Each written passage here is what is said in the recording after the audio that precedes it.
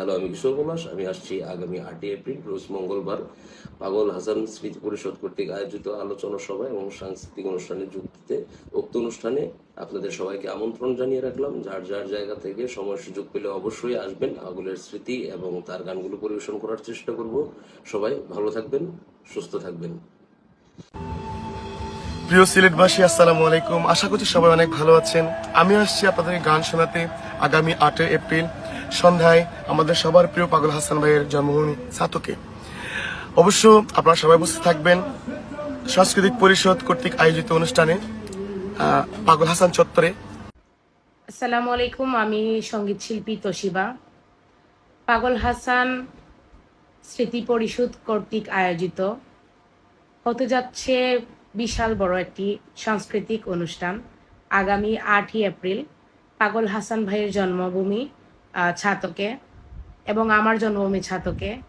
আপনারা সবাই যারা পাগল হাসান ভাইয়ের পাগল ভক্ত আছেন, পাগল হাসান ভাইয়ের স্মৃতি ধরে রাখতে ওনার গানগুলো আমরা একসাথে গাইব। পাগল হাসান ভাইয়ের চত্বর সংলগ্ন মাঠে ছাতকে ঠিক আগামী 8ই এপ্রিল রাত 8টা থেকে শুরু হবে এই প্রোগ্রামটি। আপনারা যারা আছেন ভক্ত, বিশেষভাবে সবাই চলে আসবেন। সবাই এই অনুষ্ঠানের অংশীদার আমরা হব। ধন্যবাদ সবাইকে। তুমি কথা দিসলাই আমার হইবা, তুমি আমার হইয়া রইবা, সেই তুমি আইজ আমার হইলা না।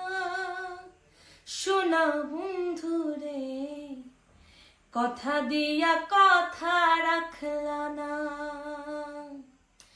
কথা দিয়া কথা রাখলা না। সোনা বন্ধু রে, কথা দিয়া কথা রাখলা না।